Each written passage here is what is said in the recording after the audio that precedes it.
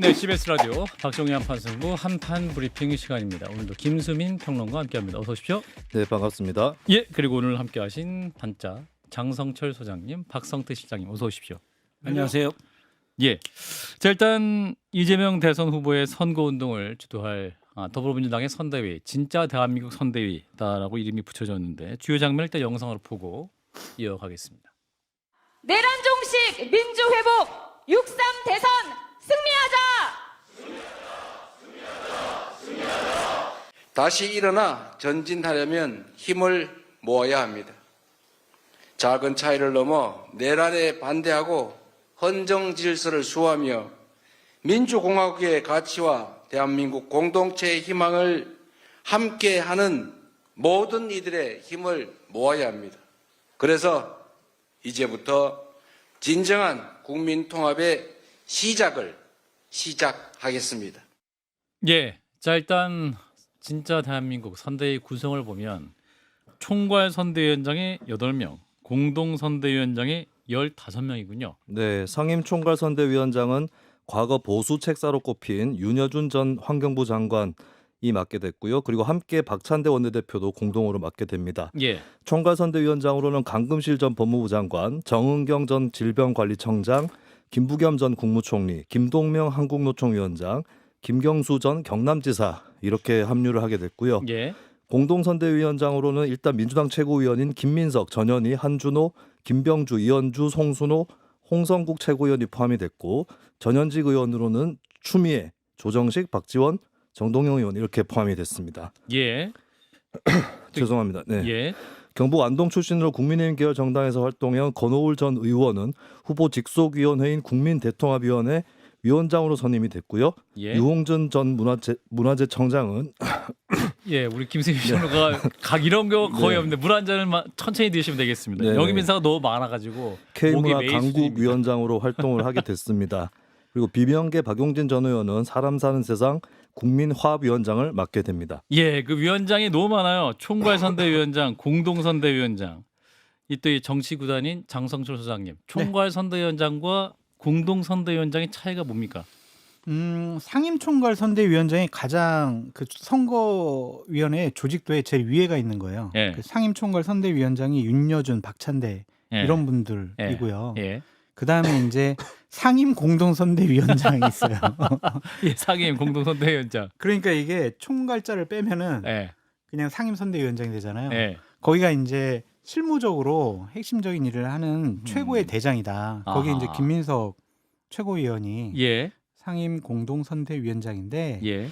제가 이제 이런 선거 조직도도 제가 만들어도 보고 그러니까 해보면은 예, 중요한 자리가 몇 자리가 있어요. 어디입니까? 제일 중요한 자리가 총괄 선거대책 본부장이에요. 본부장. 본부장.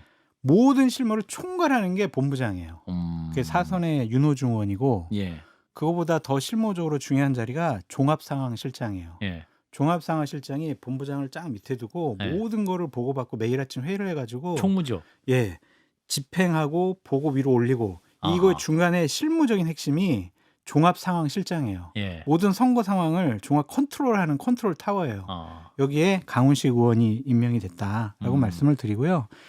그 알려지진 않지만 제일 또 핵심인 자리가 있습니다. 또 뭐가 핵심이에요? 일정팀장. 일정팀장. 이건 보안 중에 보안이거든요. 어디 가는지. 후보가 몇 시에 어디 가고 누구 만나는지 이거는 정말 캠프 내에서도 극소수만 알아요. 그러니까 비상임 총괄 선대위원장 이런 분들은 일정도 몰라요. 그냥 그 일정팀장이 몇 명한테만 이렇게 알려주거든요. 일정팀장 누구예요? 모르겠습니다. 지금 그건 예, 아직 그거 아직 발표 명확하게 안 안 됐는데 나왔나? 비서실에서 누군가 하겠죠. 예. 제일 믿는 분이. 음. 그래서 일정팀장, 종합상황실장, 총괄 선대 본부장 아하. 요 자리가 가장 핵심 중에 핵심이다라고 말씀드립니다. 인선은 어떤 것 같으세요? 뭐 잘하셨어요. 특히 이제 이번에는 좀 국민의힘 보수 쪽 인사분들을 많이 영입을 하려고 국민대통합위원회를 만들었잖아요. 예. 거기에 이제 권오울 의원 등을 국민의힘 국민대통합위원회 출신이죠, 위원장, 그죠? 예, 예. 위원장직을 맡겼는데 이거는 TK 지역의 득표율을 최대한 끌어내기 위한 하나의 조직이다 이렇게 말씀드리고 싶어요. 여기에 이인기 전 의원도 들어가 있고 박창달 전 의원도 들어가 있거든요. 그런 거를 보면은 TK 지역에서 이번에 안동 출신 이재명 후보가 TK 지역에서 득표력을 최대한 이끌어내겠다. 그런 강력한 의지의 표현으로 보여집니다. 이준석 의원이 후보 실장을 맡아갖고 일정 등 전반을 총괄한답니다.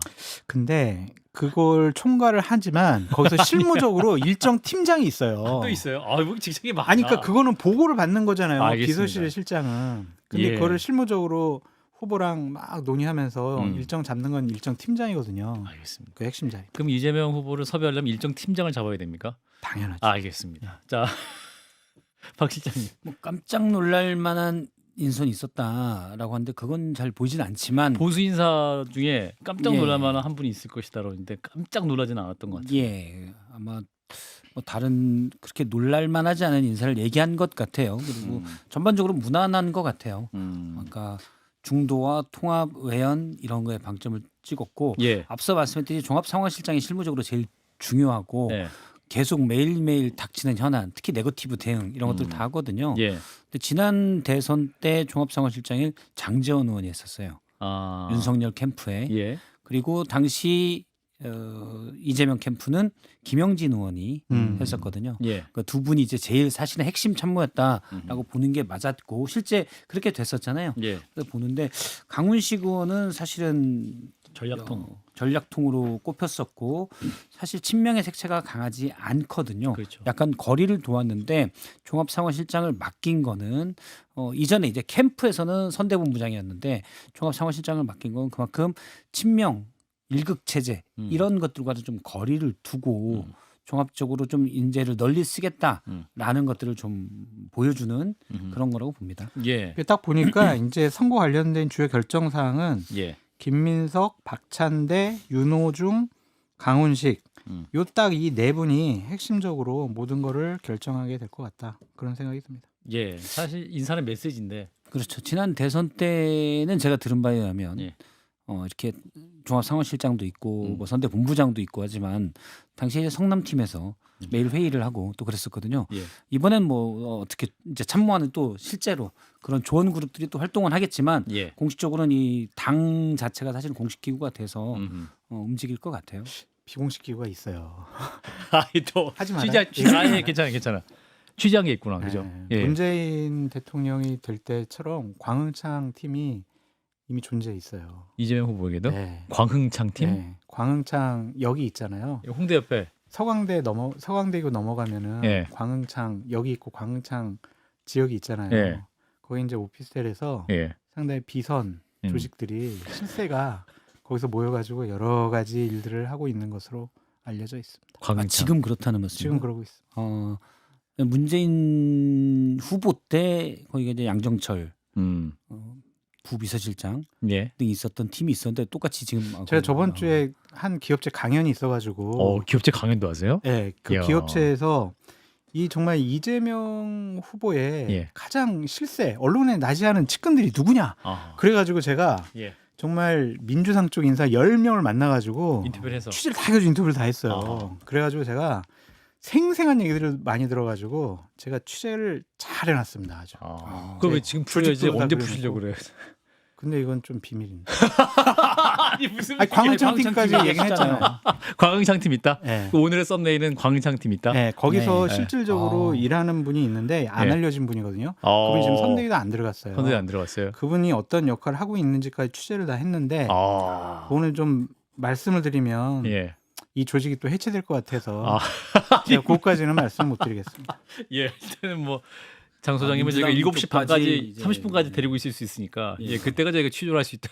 김수현 평론가는 민주당의 이 선대위 네. 구성한 뭐 어떤 메시지를 좀 읽으셨는지. 네, 일단 눈에 띄는 것이 총괄선대위원장 중에 민주당의 좀 정통적 주류랄까요? 그리고 친명이다라고 할 수 있는 인사들이 일단 좀 빠져 있어요. 아. 대표적으로 콕 찍어서 말씀드리면 사실 온라인이나 이쪽의 여론들을 보면 예.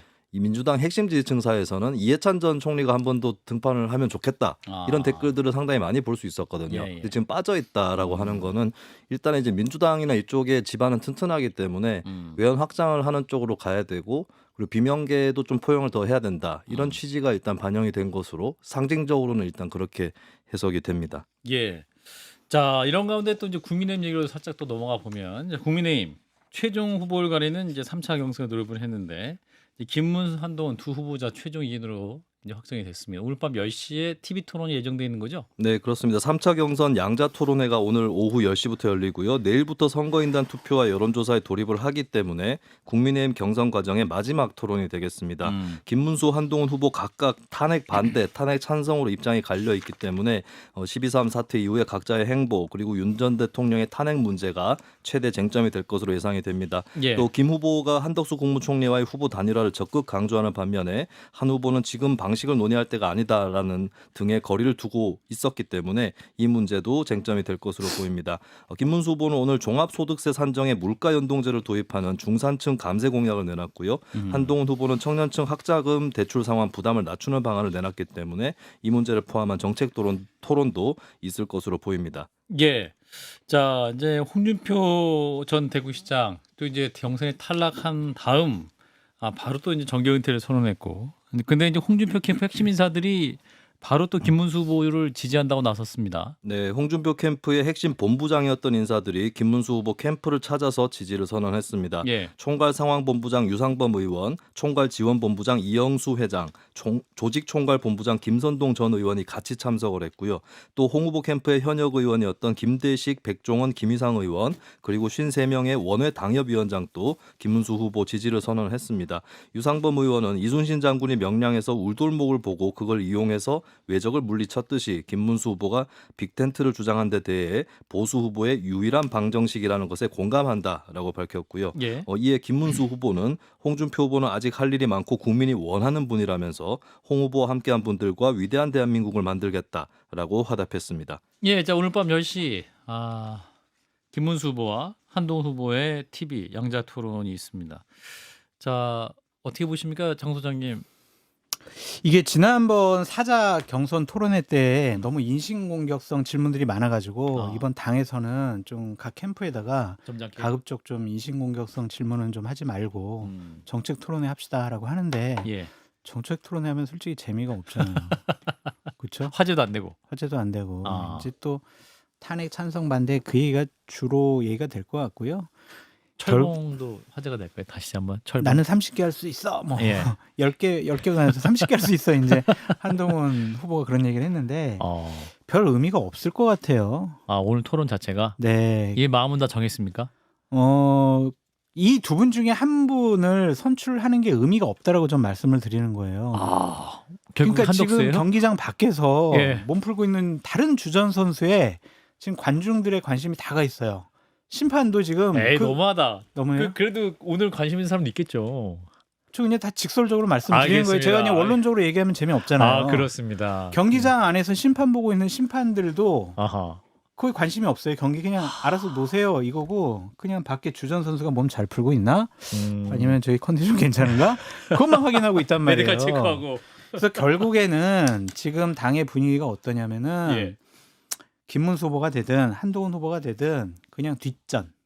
그냥 한덕수 권한대행이 출마 선언하면 이분을 어떻게 예쁘게 포장해가지고 중도 보수 우파 국민의힘의 후보로 만들까. 야. 그 모양새 설계도 그리는데 지금 열중하고 있지. 예. 지금 국민의힘 최종 경선 후보, 대선 후보 누구?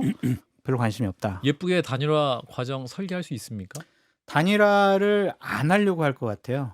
오늘 두 분 중에 한 분이 이기신 분이 아니 그냥 경선 자체를 없애버리려고 그럴 것 같아요.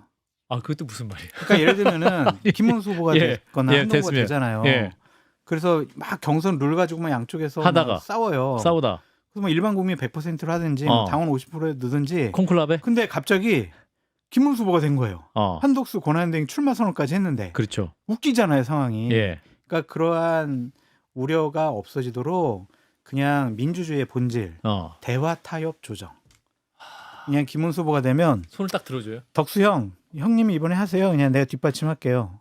야, 이제 이렇게 되는 거죠. 장성철 소장님의 예언입니다, 그죠? 그래서 지금 국민의힘의 의원들이나 아니면 그 당원들 같은 경우에는 일부 당원들 같은 경우에는 김문수 후보를 만들기 위해서 온 힘을 다 쏟고 있고 지금 결사적으로 하고 있고. 여러 가지 일들을 하고 있다. 그런 식의 얘기를 전해주더라고요. 그럼 이번 5월 3일 딱 결정되면 형님 하세요 하고 손 드는 장면 굉장히 예쁘게 갈 수 있겠다. 근데 그것도 변수가 있어요. 어떤 변수가 김문수 캠프에서 있어요?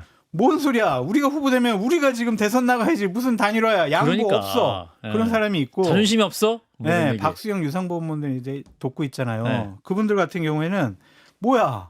단일화 해야지. 이거 안 돼, 안 돼. 아, 한독수 나가야 되는 거야. 절차는 필요한 거야. 내부적에서 엄청나게 싸우고 있어요 지금. 그렇군요. 그래서 저는 아주 쉽지는 않을 것 같고 쉽진 않을 것 같다. 일단 오늘 저녁 토론을 보고 음. 내일과 모레 이틀간 투표도 볼 것 같아요. 왜냐하면 일단 여기서 이겨야 되잖아요. 한덕수 대행과 단일화를 하든 말든 일단 여기 경선에서 이겨야 그 결정권을 가질 수가 있기 때문에 김문수 후보 측은 최대한 한덕수 단일화를 쟁점으로 삼을 것이고 아무래도 여기에 대해서는 한동훈 후보가 좀 더 깨림칙하게 생각하니까 예. 한 후보로는 단일화 안 돼요. 음. 빅텐트 안 됩니다라는 걸 강조할 것으로 보이고 한동훈 후보는 약간 가능성만 열어두고 오히려 계엄에 저렇게 찬성하고 탄핵에 계엄은 반대했지만 탄핵에 반대했던 분으로서 어떻게 이재명 후보를 이길 수 있냐 이걸 강조하려 하겠죠. 예. 그런데 이제 국민의힘 지난번 4강 컷오프 때를 보면 국민의힘 지지층 당원들은 한덕수 대행과의 단일화를 좀 더 신경을 쓰는 것 같아요. 그거를 한동훈 후보가 어떻게 하냐 예. 이게 관건이고 근데 만약에 이제 누군가 됐어요. 예, 됐어요. 김문수 후보가 좀 더 단일화에 적극적이긴 하지만 됐는데 그러니까 물론 장 소장님 말씀처럼 형님 하세요 나갈 수도 있지만 사람 마음이 예. 또 그게 안 돼요. 막상 또 추대를 받으면 지지율이 그냥 형님 저보다 좀 지지율 적게 나오는 것 같은데요. 서로 유리한 지지율을 가지고 그렇죠. 얘기하고 시간이 길어지면 누가 유리하냐? 당 후보가 무조건 유리해요. 그렇죠. 당의 조직이 있고 예, 예. 어쨌든 5월 10일, 11일 넘어가면 예. 11일 넘어가면 후보 등록을 해야 되는데 음. 무소속 후보로 등록을 하게 되면 음. 나중에 뭐 단일 후보가 되더라도 기호가 뒷번호잖아요. 그러니까요. 그러니까 안 돼요. 음. 그래서 조금은 저는 현재는 두 후보가 다 단일화에 대한 한 후보는 가능성을 열어두고 김문수 후보는 좀 더 적극적이겠지만 되고 나면은 약간 배를 두드릴 수 있다. 아하. 어떻게 할까요? 좋은 안을 가지고 오세요. 라고 하면서 아. 썩 부드럽게 가진 않을 거다. 그런데 이제 앞서 말씀하신 캠프 내부에서 이쪽 저쪽 의견이 있으면 자강론이 있을 수 있고. 예, 그러면 잡음이 좀 들 것도 같다. 우리 김수희 평론가 이제 두 분의 말씀 들으셨는데 네. 자 AI 같이 종합적으로 판단해 주십시오. 근데 당원들이 어떻게 판단하느냐가 일단 경선 중이기 때문에 예. 가장 중요한 관건인데 음. 단일화를 해야 된다는 당원이 아무래도 많을 수밖에 없겠죠. 예. 그렇기 때문에 단일화에 더 적극적이면 유리할 거다. 이렇게 생각할 수도 있지만 있지만 근데 한편으로는 이 정당이라는 게 경선 지금 하고 있는데 그러니까요. 저 바깥에 있는 사람하고 손잡는 게 먼저냐 어허. 이 자존심도 없냐 그렇죠. 이거를 만약에 한동훈 후보가 긁어버리면 극.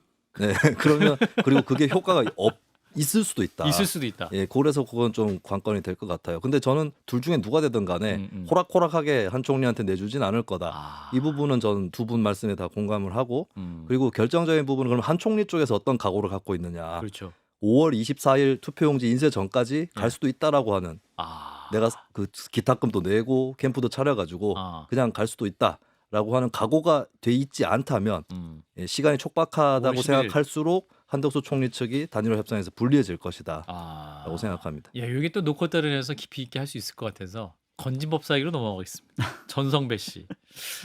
이분의 의혹을 이제 검찰이 수사하고 있습니다. 각종 이권에 개입됐다. 뭐 이런 의혹이 있는데 그래서 오늘 윤석열 전 대통령의 사저죠. 서초동 아크로비스타를 검찰이 압수수색했군요. 네, 서울 남부지검 가상자산범죄 합동수사단은 오전에 윤 전 대통령 부부 자택인 서울 서초구의 아크로비스타를 대상으로 한 압수수색 영장 집행에 착수를 했고 이제 오늘 압색 일정 끝이 났다라는 것까지 예, 보도가 예. 됐습니다. 그런데 압색 소식이 알려진 뒤에 윤 전 대통령 지지자들이 몰려 나와서 검찰에게 반발하는 그런 발언을 하기도 하는 그런 풍경도 있었고요. 이 사건은 이제 전성배 씨가 2018년 공천 개입 등 각종 이권에 개입한 의혹을 받고 있기 때문에 강제 수사에 들어간 그 활동의 일환으로 볼 수 있겠습니다. 예. 이번 압색에서는 전 씨가 통일교 전 간부 윤모 씨에게 받은 다이아몬드 목걸이와 명품백의 행방을 찾고 실제로 이들 물건이 김건희 전 영부인에게 전달이 됐는지를 들여다보는 그런 과정이었고요. 그리고 한편 통일교가 캄보디아 등지에서의 공적 개발 원조 ODA 사업 지원을 받기 위해 전 씨를 통해 윤 전 대통령에게 줄을 대고 됐을 수 있다라고 하는 의혹 이것도 예. 확산되고 있기 때문에 검찰 수사에서도 이 부분이 또 관건이 될 것 같습니다. 예. 그리고 추가적으로 코바나 콘텐츠 사무실 그리고 또 행정관 2명의 수행했던 2명의 행정관의 집도 압수수색했다. 코바나 콘텐츠는 이제 김건희 여사의 회사였죠. 예, 원래 아크로비스타 지하 1층에 사무실이 있었는데. 예. 자, 일단 검찰의 수사 상황 어떻게 보십니까? 진짜 진정성 있게 지금 검찰이 나서고 있는 것인가? 자택 압수수색과 음. 뭐 수행비서 2명 압수수색을 한다라는 것은 정말 음. 강력한 의지가 있다라고 보여지죠. 예.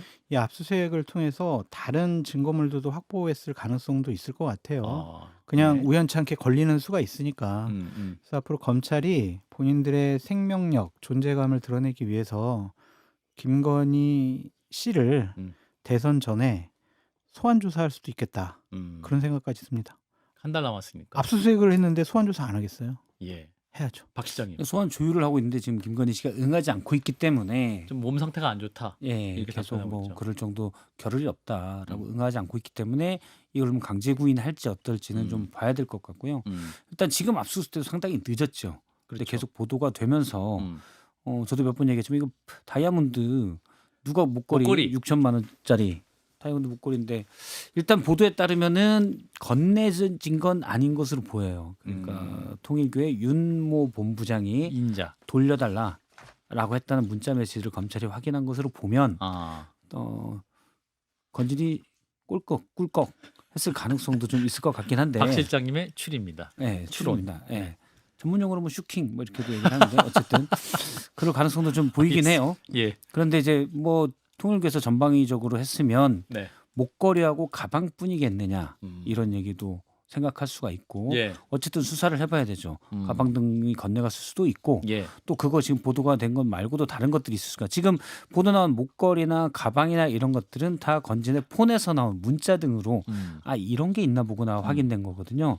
그러면 그렇지 않은 걸로도 전해진 것들이 있을 수가 있고 그냥 만난 김에 갑자기 준 거면 문자 기록 등이 남지 않았을 수도 있잖아요. 그래서 전방위적으로 수사해야 되는데 지금도 많이 늦었다. 검찰이 최대한 적극적으로 이거 수사를 해야 된다라고 봅니다. 건진 법사 이분한테 이제 명태균 씨랑 비교하니까 이 건진 법사라는 분이 굉장히 기분 나빠했다는 거 아니에요. 네. 급이 다르다 나랑은. 본인이 더 급이 높다는 의미인 것 같은데. 김수인 평론가 어떻게 보십니까? 관련 네. 수사의 행방 앞으로 더 많아지고 또 이슈는 커질 것 같은데. 네, 그렇습니다. 일단 뭐 공천 개입 의혹만 하더라도 굉장히 좀 넓은 폭으로 뭐 경북 지역 단체장 상당수하고 심지어 서울까지 포함이 됐고, 근데 그것이 2022년인데 2018년 지방선거 개입 의혹도 있고 각종의 정부 사업까지 여러 가지 뭐 심지어 캄보디아 ODA 사업 이런 것들까지 포함된 걸로 봤을 때는 예. 현재까지 불거졌던 윤석열 정부 관련 의혹 중에 가장 큰 게이트 의혹이다라고 아하. 볼 수밖에 없을 것 같습니다. 그러네. 뭔가 특히 실체가- 우리 같은 경우는 이제 해당 국가에 예. 직접 원조. 지원하는 걸로 인리까지 인도네시아까지 포함하면 1,300억 원이 이례적으로 들어갔다는 거잖아요. 민관 전대라고 하는데 보통은 다 사업을 특정해서 주는데 특정하지 않고 올해 되는 게 약 650억씩 됐다. 물론 뭐 안 하던 걸 이거 우리 한번 제대로 해보자라고 이게 제대로 하는 건지 모르겠지만 그렇게 할 수도 있지만 예. 통일교가 캄보디아 얘기하고 또 윤모 본부장이 캄보디아 총리와 친하다라고 돼 있는데 그렇게 돼 있다 의혹이 있죠. 의혹은 떨쳐내야죠. 그럼 수사를 제대로 해야 됩니다. 건진 장 소장님. 지뢰밭이죠. 지뢰밭이에요. 네, 더 나옵니다. 더 지금 나옵니까? 지뢰 100개가 심어져 있는데 예. 두 개만 두개 터집니다. 터졌다. 네. 100개 중에 한 2개 나왔다. 98개가 지금 대기하고 있어요. 그럼 근데 계속 98개의 지뢰가 예. 더 이제 파괴력이 더 커요. 그래요? 제일 약한 거 건든 것 같아요. 약한 지뢰 2개밖에 솔직히 없다. 요거는 들어보지도 못했던 것들이거든요. 들으신 게 있구나. 그냥 여러 가지 인사 개인 문제, 인사 개인 뭐 그런 문제. 것들이 있었거든요. 아하. 그래서 앞으로 더 나올 게 많다. 그냥 아이템은 무궁무진할 것이다. 근데 참 별짓을 다 했구나. 참 알겠습니다. 권력을 갖고 왜 이런 짓을 할까 그런 생각도 들어요. 네, 권력이 때문에 이런 일이 있었다. 뭐 이렇게 생각할 수 있을 것 같습니다. 자, 일단 우리 김수민 평론가 여기서 보내드리겠습니다. 고맙습니다. 네, 감사합니다. 네, 마이크를 가까이 두십시오. 알겠습니다. 안녕하십니까? 예, 우리 앵커님이 앵커를 잘 해주셨는데, 자 우리 맥 소장님. 네, 안녕하세요. 정우주입니다. 예. 자, 일단 우리 군인 얘기부터 좀 해보겠습니다. 자, 우리 김종혁 최고님 얼굴이 약간 피곤해 보이시는데 괜찮으신 거죠? 뭐저 약간 그 감기 같은 게 걸려서 몸이 안 좋으신 거죠? 뭐 너무 무리했던 것 같습니다. 그렇군요. 일단 그래 최후의 두 명이 정해졌습니다. 김문수 대 한동훈. 오늘 저녁 10시에 토론이 예정돼 있는데 어떻게 전망하십니까? 토론 전망이요? 아니면 뭐 어떤 전망? 뭐 토론 이후에 또 최종 2인의 결과까지 우리가 또 이제 뭐 지금 분위기는 네. 그 김문수 대표님은 뭐 한때는 사실은 이재명 대표와 맞서서도 이긴다는 여론조사가 나왔을 정도로 1월달에 뭐 그렇게 그 굉장한 인기를 끌으셨었잖아요. 근데 이제 그 이후에 계속 추락해 오고 있는 과정이었고, 예. 그다음에 이제 한동훈 후보 같은 경우는 12월 16일 날 그 당에서 쫓겨났을 때 뭐 많은 사람들이 그랬잖아요. 정치 생명 끝났다. 다시 돌아올 수 없을 것이다. 예. 뭐 이런 얘기 했지만 2월 달에 이제 책을 내면서 국민이 먼저입니다라는 책을 내면서 다시 복귀하기 시작해서 그 이후에 뭐 계속 그 지방도 돌고 그러면서 이제 2차에 걸친 경선에서 결국은 최종 2인까지 올라갔으니까 예. 상승세를 타고 있다고 볼 수 있죠. 음. 그리고 그 한동훈 대표를 찍은 SNL 세터데이 나이트 라이브인가 뭐그 예. 예능. 예능 짧은 어떤 그런 영상이 1,000만 뷰를 돌파했잖아요. 그러니까 그게 그렇구나. 그 며칠 만에 예. 그러니까 사실 거의 기록이라고 그러더라고요. 그리고 지금 정성호 씨와 나왔던 예, 그 장면. 그렇죠. 그게 뭐 1,000만 뷰를 돌파하고 정치인 그다음에 정성호 말고 개그맨 정성호 씨와의 만남. 맞습니다. 예. 거기다가 그 본인이 하고 있는 라이브 방송도 한 번 할 때마다 또 수십 명씩 보니까 수십만. 예, 수십만. 예, 수십 명은 아니고. 수십 명이 아니죠. 예, 수십만 명. 예. 수십만 명이 보니까 상당히 인기가 그 치솟고 있다 이렇게 볼 수가 있죠. 그래서 저희는 뭐 그런 어떤 그 국민들의 관심이나 이런 것들이 당심하고도 계속 그대로 이어진다고 보고 있습니다. 예. 맥 소장님. 네. 자, 국민의힘 경선 맥을 짚어주세요. 지금 현재까지는 오늘 이제 뭐 처음이자 마지막 토론회가 남았잖아요. 예. 근데 양자 토론. 5대5 같아요. 5대5. 예. 백중세예요. 예, 백중세까지 올라왔다. 왜 그러냐면 이제 김문수 후보 같은 경우는 예.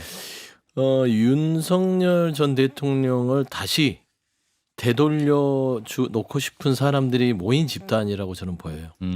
그분들이 지난 파면 전국 이전부터 지금까지 계속해서 망상적인 정치 기획을 해서 예. 저는 여기까지 왔다. 근데 이제 추동력이 좀 떨어진 거는 같아요. 아. 그러니까 지금 뭐 홍준표 후보 정견퇴 하시고 막 김문수 후보에게 지지선을 보내면서 막 모으고 있습니다. 예. 근데 김문수 후보 자체는 한덕수 권한대행의 마중물이죠. 그렇게 따졌을 때는 한덕수, 김문수로 힘을 합쳐야 이제는 한동훈 후보를 맞대응할 수 있다는 판단들이 왔을 땐 예. 사실상 백중세가 붙었으면 누가 유리할까요? 저는 한동훈 후보가 상승세는 탔다. 그리고 방어하는 쪽은 윤의 현신을 노리는 윤어게인을 노리는 쪽에 조금 좀 어려운 상황. 아. 한동훈 후보가 기세가 최종 좀 후보가 된다. 꼈다. 그렇게 한동훈 보시는 후보의 거예요? 최종 후보 가능성이 높다고 네, 조심스럽게 얘기하는 겁니다. 아주 예. 맥 소장님 원래 이렇게 조심스러운 분이 아닌데. 네. 김종희 의원님이 앞에 계신다. 앞에 있어서 예. 그냥 시원하게 제가 나 뭐 있을 때마다 맨날 저를 속된 말로 조졌는데. 뭘 전혀 조직에는. 근데 이게 예. 제가 뭐 한동훈 후보가 됩니다 하면 제가 무슨 립 서비스 하는 것 같잖아요. 아. 근데 이제 좀 설명을 곁들이면 곁들이면. 그래도 진정성 있는 그런 분석이 될 것 같아서 저는 한동훈 후보가 국민의힘의 후보가 될 가능성이 매우 높다. 5월 3일에. 다만 다만 거기까지지 않을까. 아니 그게 윤희석 좀- 전 대변인하고 다니더니 가스라이팅 나간 거 아니에요? 아니 근데 거기까지다는 거죠. 오늘도 만나셨어요? 안 만났어요. 오늘 안 만났어요. 국민의힘 후보까지다. 아. 그게 안타깝다. 그래요. 자, 우리 또 정성철 소장님께서 끝판왕. 그러니까 예전에 좀 제가 나이 먹은 티 좀 내면 예. 해태 타이거즈와 삼성 라이온즈가 한국 시리즈에서? 막, 예, 경기하고 나도 있으면은 알아요. 알았어요?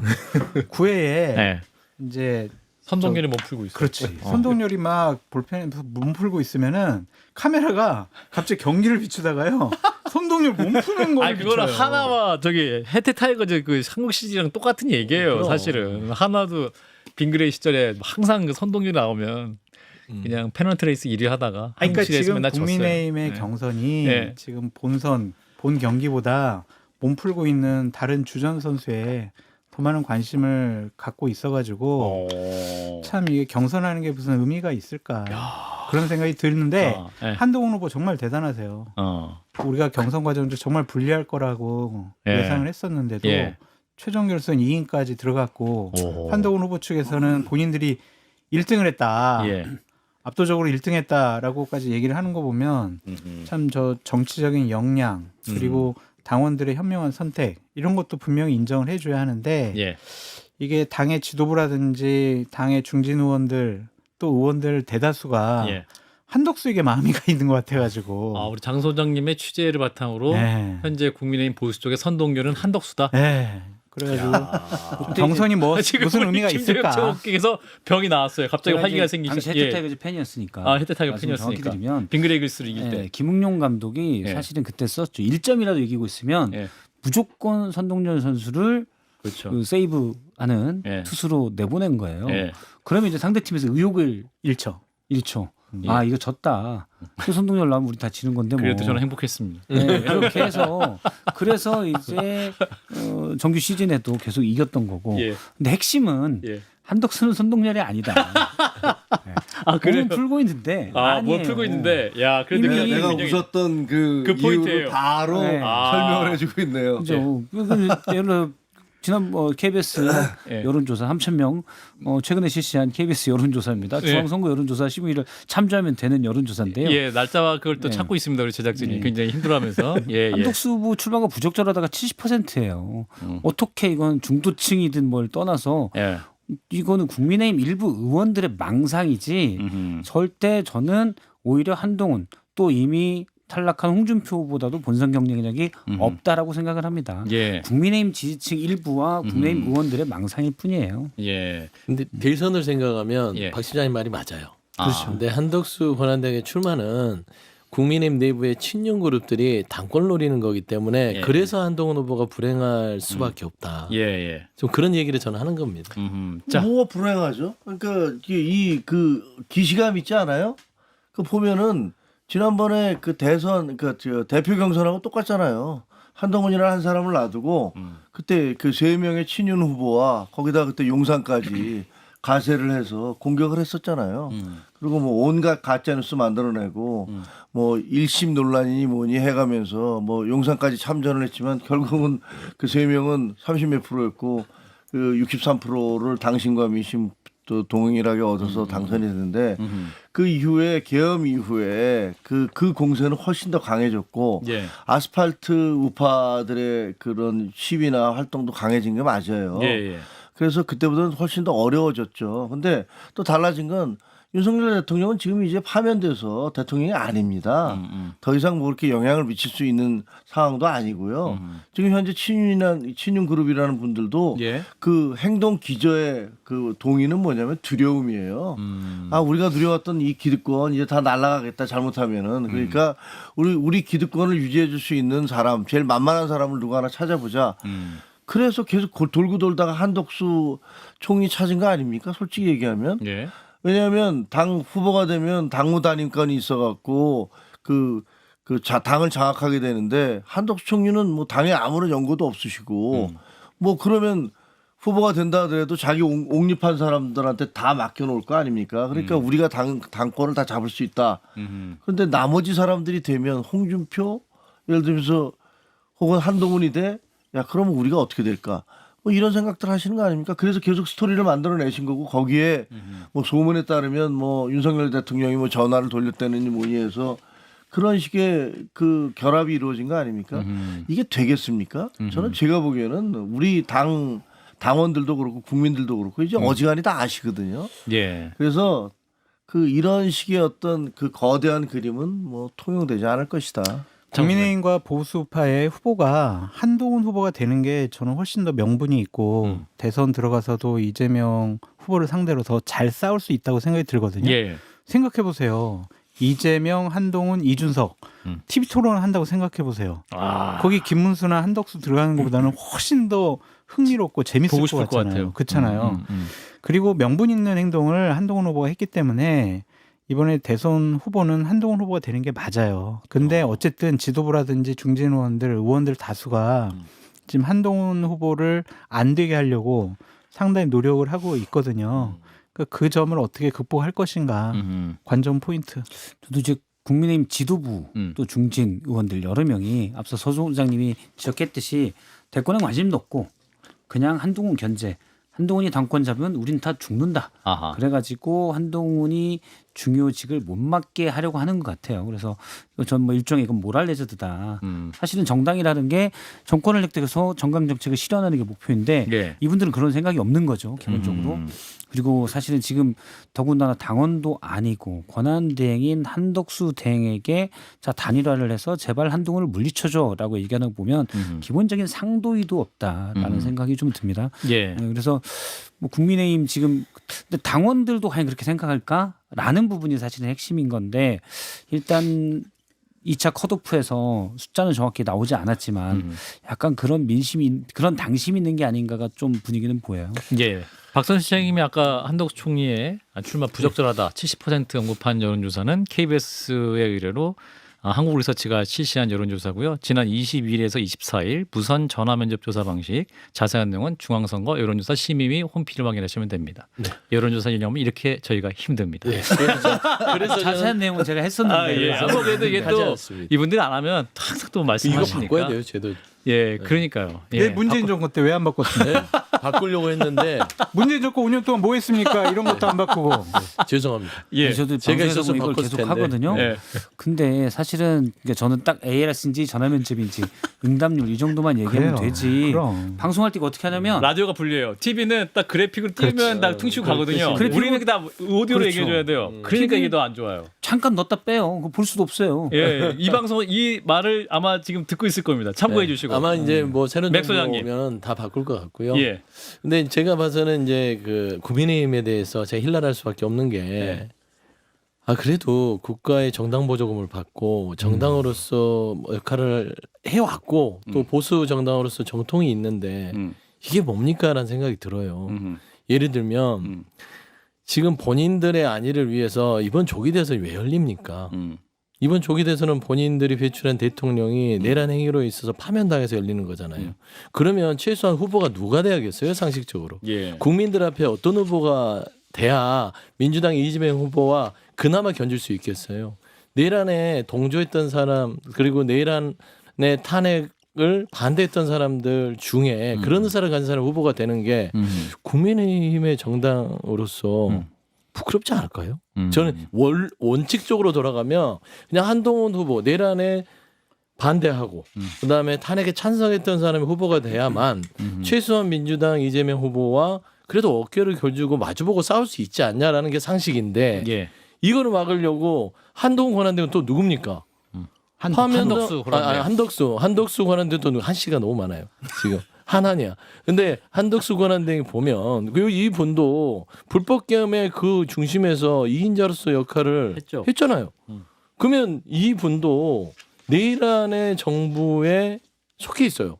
그러면 조기 대선 나오면 안 되는 겁니다. 그러니까 A, B, C로 따졌어도 국민의힘은 이런 한덕수 권한대행의 출마에 동조해서 지도부가 막 예. 같이 단일화하고 우리가 더 큰 시너지를 내고 저는 무슨 생각인지 저는 공당으로서 자격을 상실했다. 좀 그렇게 비판할 수밖에 없어요. 그래서 저희는요 그런 뭐 원래 뭐 강철이 뭐 시련 속에서 단련된다고 하지만 어떻게 보면은 그런 여러 가지 공격을 당하면서 계속 불사조처럼 살아난 거잖아요. 그 한동훈의 정치 역정을 보면 한 2년 정도 짧은 역정인데 도대체가 YSDJ를 그 제외하고 저런 정도의 짧은 시간 동안에 저렇게 많은 어떤 시련을 겪은 정치인이 있을까 싶은 생각이 들 정도예요. 왜냐하면 대통령하고 맞섰으니까. 그것도 대통령이 잘한다는 걸 맞선 게 아니잖아요. 대통령이 못하는 것들에 대해서 문제 제기하고 이러시면 안 됩니다 했더니 만나주지도 않고 계속 친윤들을 동원해서 계속 흔들고 그러다 결국 비상계엄까지 하고 그거를 맞서 싸우고 그러다 쫓겨나고 뭐 이런 온갖 시련 역경을 견뎠고 나중에는 또 이제 대선하려고 그러는데 그 후보 경선을 하는데 갑자기 룰을 바꾸고 뭐 이랬던 거 아닙니까? 예. 그런데 지금 계속 살아남아서 2강까지 올라왔어요. 그리고 여기서 후보가 되면요. 제가 보기에는 막강한 경쟁력을 갖는 거예요. 이럴 정도로 사람들이 어떻게 생각하겠습니까? 야, 그렇게 죽이려고 했는데도 결국은 국민들의 지지로 살아나는구나라고 생각하면 아마 민주당 이재명 대표 상당히 걱정될 거라고 저는 그렇게 보고 있습니다. 근데 민주당에서 걱정 안 하는 것 같더라고요. 아, 그 뭐 물어봐요 이재명 권한대행이 대표한테. 될 것 같아서. 한덕수 권한대행이 될 것 같아서. 네, 저는 될 것 같아요. 왜냐하면 이게 이제 이미 끝이 정해진 책 같은 거예요. 그런가요? 왜냐하면 당내 선거기 때문에 예. 저는 이 부분들은 그 정도 기획을 가지고 들어왔다고. 그래도 어제 조갑재 TV의 조갑재 대표가 한동훈 대표가 만약에 최종 후보가 되면 이건 정말 극적인 정치 드라마다. 그리고 한동훈 후보가 최종 후보가 되면 단일화론도 쏙 들어갈 것이다. 이런 말씀을 하시던데 자, 그 단일화 과정 만약에 누가 후보가 되든 한덕수 후보 대행과의 단일화는 예쁜 그림으로 이루어질 수 있을까요? 아까 이제 우리 박성태 시장님이랑 장성수 소장님은 한 분이 예쁘다. 한 년 안 예쁘게 될 거다. 이렇게 말씀하셨는데. 저는 뭐 예쁠 리가 없다고 봅니다. 예쁠 리가 없어요. 아니 예. 김문수 후보 캠프에서 지금 나오는 얘기를 들어보세요. 예. 콘클라베 방식으로 하자. 예. 콘클라베 방식이 뭐예요? 교황 선출 방식. 네. 문 닫아 걸고 자기들끼리 얘기하자는 거 아니에요. 밀실에서 결정하자는 거예요. 결정되면 하얀 연기가 피어오릅니다. 네, 하얀 연기가 예. 피어오르는데 예. 아니 그러면 우리는 당원들한테 지지자들한테 후원금 받아서 1차, 2차 경선 토론 뭐 TV 토론 지방 돌면서 순회하면서 예. 그 생고생을 해서 후보를 뽑아놨더니 꽃가마 타고 온 분하고 둘이서 문 닫고 밀실에서 콘클라베 방식으로 밀실에서 후보를 결정하자? 그거 국민들이 용납하시겠습니까? 우리 당원들은 받아들일까요? 그랬더니 또 김재원 그분도 이제 김재원 전 최고도 그 김문수 후보에 가까운 예. 측근이시잖아요. 예. 오늘 나와서 김태현 씨온가에 나와서 예. 그거 불가능하다. 단일화 안 된다. 가장 핵심적인 두 분이 나와서 그런 얘기들을 하고 있어요. 예. 그게 내부에서도 전혀 의견이 사실은 국민들 앞으로 당원들 앞으로 제가 당선되면 저 사람하고 힘을 합쳐서 이길 수 있을 거예요라고 이렇게 뭘 던져주고 계시지만 그 내부에서는 서로 그렇게 말이 많아요. 그리고 또 한덕수 총리 같은 경우는 지금 이번에 뭐 이낙연 뭐 전 총리를 또 만난다라고 얘기를 해서 예. 이것도 뭐지? 그 보면은 외연확장. 윤 어게인과 문 어게인이 다시 만나는 거야. 예. 그 안에서는 이미 전임 대통령들의 후견인들이 다 만나서 뭘 하겠다고 하는 거야. 근데 이낙연 전 총리가 만약에 한덕수 대행과 뜻이라기보다는 이제 보폭을 같이 한다. 그러면 문재인 전 대통령의 뜻은 아닐 거예요. 뭐 그러겠죠. 아니고 그냥 본인이 아마 반 이재명의 생각이 훨씬 더 크게 작용해서 하지 않을까 뭐 이런 건데 좀 잘못된 판단이라고 보고 그렇게 한다면 별 지지자도 없을 거라고 봐요. 그리고 한덕수 대행이 저도 정말 계속 여러 번 강하게 비판을 하는데 예. 여기 해시태그를 한덕수도 같이 해주세요. 잘 안 보시나 봐요. 네, 그래서 같이 해주시고 왜냐면 기본적으로 완전 새치기잖아요. 지금 김종혁 최고위원께서 말 잘해주셨지만 이쪽에서 치열하게 싸우는데 예. 그럴 거면 진즉 그만두고 나도 껴줘 해서 하든지 그러니까요. 그것도 않고 치열하게 싸우고 있는데 가만히 지금까지 뜻도 내비치지 않다가 다 싸운 다음에 끝에 와서 갑자기 하고 딱 끼어드는 거예요 이게. 예. 저는 우리나라 국민들이 이런 거 엄청 싫어하거든요. 아하. 그래서 뭐 이거는 정파를 떠나서 기본적으로 염치가 없다. 염치가 없다. 네, 그래서 저는 뭐 너무 권한대행 일방적으로 가면 안 되니까 저도 예. 박성태 실장님이랑 생각이 똑같거든요. 예. 그래도 나오는 것은 말이 안 되고 예. 부적절하다 예. 그런 생각인데 그쪽의 그럼에도 불구하고. 입장과 생각은 어쨌든 이번 대선 판은 프레임을 바꿔야 한다. 경제, 외교, 관세 전쟁. 통상, 관세, 무역 이걸로 바꿔야 된다. 왜 웃어요? 그거 할 사람 너무 많아요. 대한민국에. 그거 했어요. 너무 많아요. 그 한덕수 내가 최고의 적임자고 책임자다. 근데 한덕수 권한대행 제가 한번 좀 지적을 하자면 예, 이제 반론을 지적해 좀 주세요. 하자면 한덕수 권한대행이 통상 외교를 할 때는 김미더 초콜릿 할 때예요. 예. 미국이 원조받고 대한민국의 경제력이 이렇게 어떤 선진국 미국과 견줄 수 없는 시대의 통상의 어떤 그런 아하. 시대를 겪어왔던 분이고 예, 예. 최신 버전은 아니다. 그리고 대한민국의 통상 외교 전문가들 너무 많습니다. 그리고 트럼프만 생각해도 떡 줄 사람은 생각도 안 해요. 왜 그들이 왜 지금 정부로서 아직 구성도 안 되고 곧 문 닫을 정부가 가서 미국하고 협상을 하는 척을 하면서 그런 대통령 행사를 합니까? 그런 자체가 말도 안 미국의 돼요. 스캇 베센트 예. 재무장관이 기자들과 만났잖아요. 예. 브리핑을 하는데 예. 한국이나 일본 통상 협상이 그쪽의 선거 일정 때문에 좀 차질이 되고 있지 않느냐라고 하니까 스캇 베센트가 영어를 했으니까 제가 직접 못 알아듣고 그냥 외신만 봤는데 거기서 아니다. 이분들이 선거 전에 성과를 내기 위해서 더 속도를 내고 있더라. 적극적으로 하고 있다. 음. 그래서 아주 적극적으로 우리 생각보다 더 적극적으로 하고 있다라고 하는데 예. 지금 한덕수행에 가서 떡 주고 있는 거예요. 그렇잖아요. 스콧 예, 베센트가 뭐 정치적인 어떤 속셈을 가지고 그냥 그렇게 거짓으로 얘기한 게 아니라면 일단 미국 재무부 장관의 주장은 우리 쪽 대선, 그러니까 한덕수 대행이죠. 뭐 선거 일정에 또는 성과를 내기 위해서 대선에 내기 위해서 저자세로 가고 있다. 아하. 불리한 협상을 하고 있다. 이렇게 의역할 수가 있잖아요. 예. 물론 최상목 부총리는 부인하긴 했습니다만. 예. 그 영어로 much more keen to come to the table입니다. 테이블에 오게 굉장히 몸을 숙이면서 적극적이라는 거예요. keen on이 뭐가 말을 할 때 이렇게 대화를 이렇게 하는 게 아니라 이렇게 다가가서 어깨를 엎어서 이렇게 하는 뉘앙스 그거거든요. 제가 꼭 킨이 해석이 안 돼가지고. keen on, 예, keen on. 굉장히 네. 관심 있게 하는 거거든요. 네. 어떻게 하면 빨리 할까, 뭐 이런 그렇죠. 이렇게 달려든다는 거 아니에요 지금. 미국의 재무부 장관은 회담과 협상을 유력에 끌고 가기 위해서 그렇게 좀 연기하면서 없는 얘기 지어냈다. 지원했다. 우리 정부를 믿자. 어떻게 믿어요? 계엄을 한 정부인데. 그거 저는요. 저도 예. 특파원을 편을 들기 해봤지만 위해서. 그 미국 재무부 장관이 그 기자들 앞에서 없는 얘기를 했다. 저는 믿기 큰일 나요? 어렵습니다. 그 트럼프는 할 수 있는 친미주의자들이야. 얘기지. 그거 그렇게 했다가 견뎌내지 못합니다. 그리고 그 사람이야 뭐 우리 쪽에서 그냥 있는 대로 얘기하는 거지 뭐 그쪽 나라에 무슨 상관이야. 뭐 우리야 지금 이걸 놓고서 관세 협상 놓고서 이렇게 난리를 치고 있지만 뭐 미국 재무부 장관 입장에서야 그 협상하는 사람들이 그렇게 얘기해서 우리 잘 될 거야. 뭐 걔네들 뭐 열심히 선거 전에 뭐 성과 보이려고 뭐 집에 다가오고 가서 있는데 그냥 뭐. 이제 그 선거에 이용하려고 하는 거야 이렇게 다 얘기를 해버려가지고 네.